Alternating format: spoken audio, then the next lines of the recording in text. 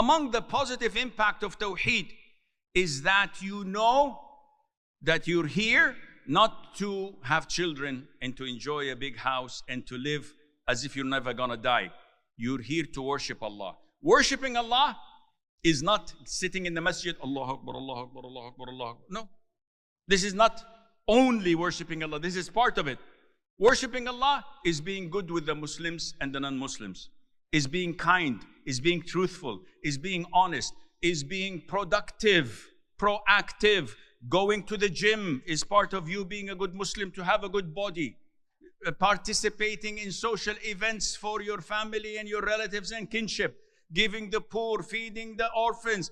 All of this in totality, even going to work in your company, building business, becoming rich in halal ways, is worshipping Allah Azza wa Jal.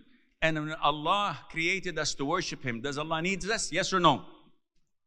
Allah doesn't need us. Wallahi, Allah doesn't need us. Allah says, O mankind, you are those in need of Allah, while Allah is free of need and praiseworthy. Antumul fuqara'u ila Allah. You are the one who needs Allah. Allah doesn't need you. So any form of worship without Tawheed is like praying without wudu.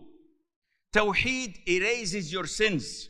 So when you come on the Day of Judgment, yes, we have flaws, we have shortcomings, but I have strong Tawheed in my heart. I've lived upon it, I've died upon it, and I'll be resurrected upon it. Allah will erase your sins with His grace and will. And the first thing you will be asked upon in your grave, how much is your bank account? Nope. Do you have a golden visa? Nope. What's the first thing you will be asked? 10 minutes. I can't read English good. In Arabic, please. So, what is the first thing you're going to be asked about in your grave? 3 questions. Who's your Lord? Tawheed. What is your religion? Tawheed. What is this man, or who's this man who was sent to you? Muhammad sallallahu alayhi wa sallam. 3 questions. Everyone says, oh, that's easy. I can answer it. La, wallah, you can't. Wallahi, you cannot. Unless you walk the talk. Many Muslims I get in counseling sessions coming to me terrified. Say, Sheikh, I believe in Tawheed. I believe and I pray and I do tahajjud, but I'm not certain Allah exists.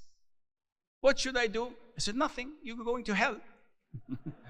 Sheikh, no, I want to go to paradise. I said, no, you're going to hell. Believe me, trust me. La ilaha illallah. If you don't have certainty, yaqeen, la rayba fih, la shakka fih. If you don't have certainty, you're in hell.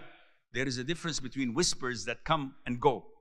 Quran, Sunnah, and they go. Alhamdulillah, I'm a straight Muslim.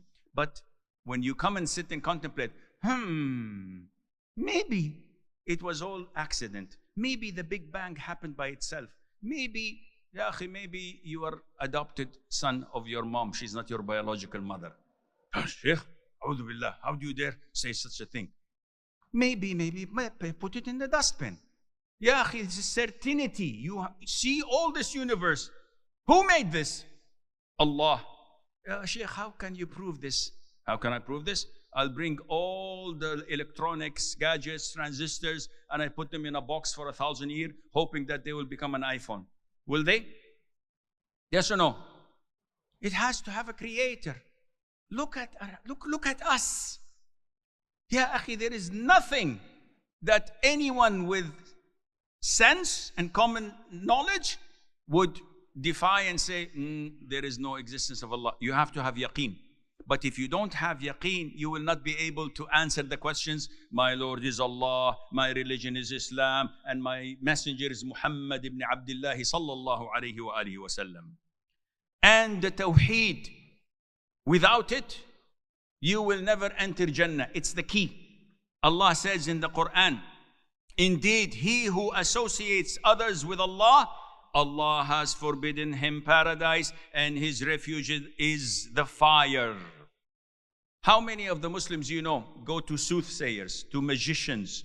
How many go to future tellers to tell them about the future? How many go to people who would read their zodiac and these, Torah cards, or I don't know what they call them, and they think that they can explore. These are not Muslims, even if they pray 10 times a day.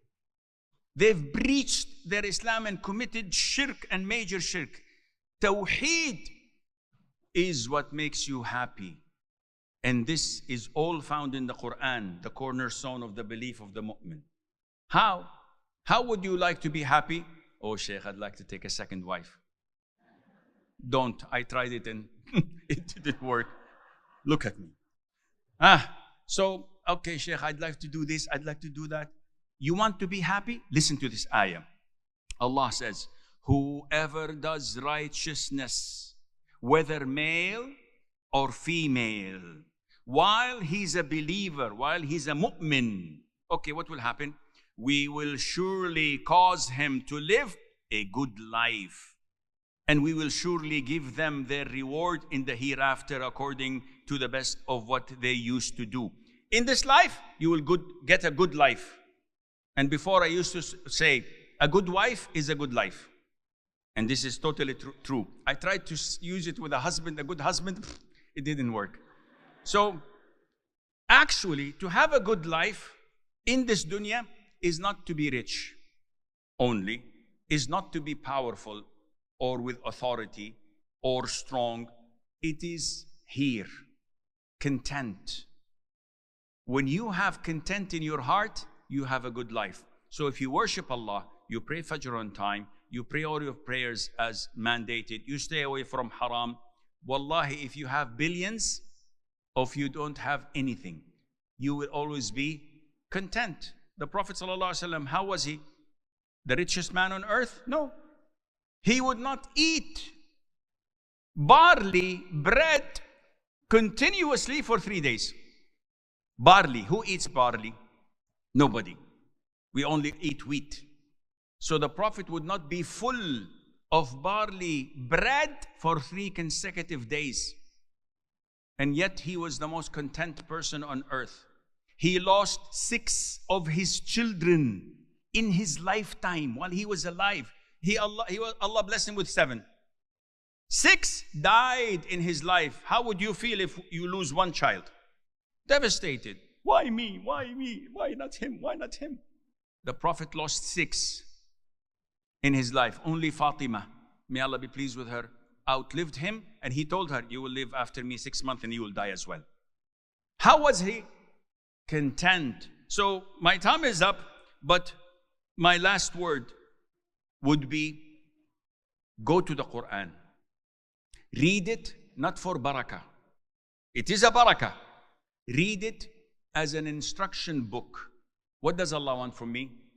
أقيموا الصلاة وآتوا الزكاة. Okay, I will establish salat and I will give zakat. Stay away from haram. I will stay away from haram. It fixes your aqeedah. Implement it, and this is your core belief that will lead you to Jannatul Na'im.